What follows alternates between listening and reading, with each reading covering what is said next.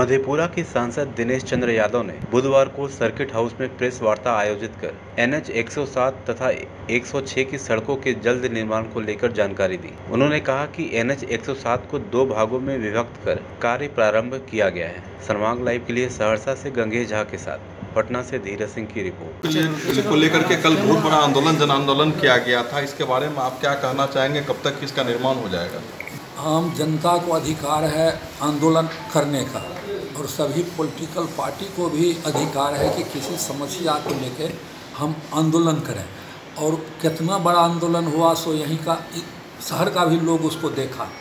लेकिन यदि इसी तरह से काम होता तब तो बराबर आंदोलन होते रहता, सब काम अपने आप में हो जाता। बड़ी लागत की योजना है तो वह तो अपने तरीक़ा से होगा।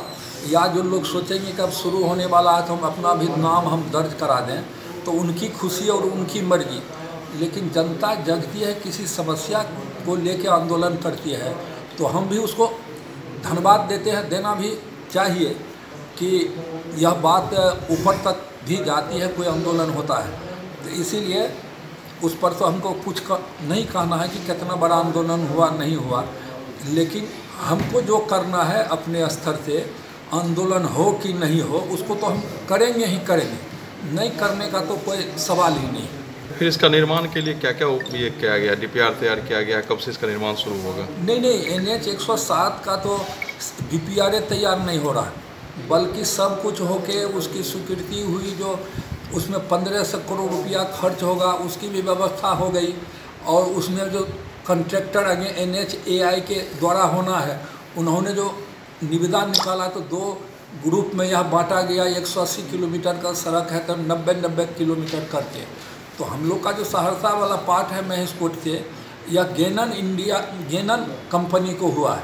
और फिर पूरी दूसरा पार्ट जो है उसमें गेमन इंडिया को हुआ है। इसलिए स्वीकृति तो बहुत पहले हो गई, लेकिन उसमें पहले से जो ट्रांसफ़र हुआ NH से NHAI में सड़क, तो उसको भी लगभग 3 साल हो गया।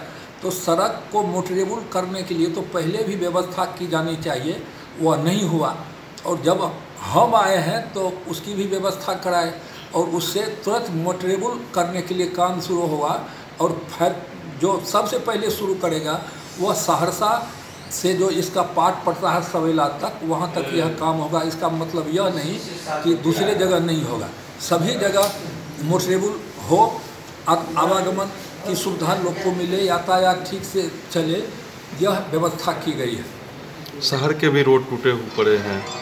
नहीं, शहर की रोड तो सब लोग, आप लोग भी घूमते हैं, हम लोग भी घूमते हैं। आपको जो मुख्य सड़क था जो NH 107 के नाम से जाना जाता था, उसमें तो निर्माण के कार्य शुरू हो गए।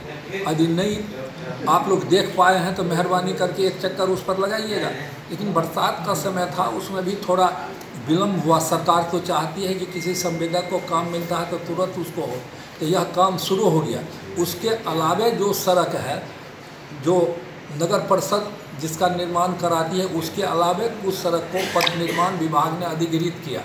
और 8 सड़क है, 8 सड़क का जो प्रशासनिक स्वीकृति हो गई। अब चंद दिनों में उसका निविदा होगा और जब निविदा होगा तो संवेदक कहेंगे काम शुरू करेंगे।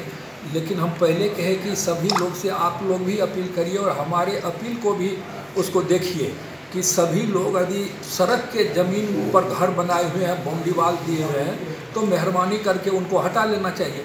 इसके अलावे कहीं कोई सड़क है उसमें तो नाला भी बनना है, जैसे बुडको टाइप नाला, उस सभी सड़क में बनेगा और उसके लिए राशि आवंटित कर दी गई है। तो बनेगा तो यदि कुछ लोग को छोड़ना भी पड़ेगा तो सार्वजनिक हित में लोग को छोड़ना चाहिए।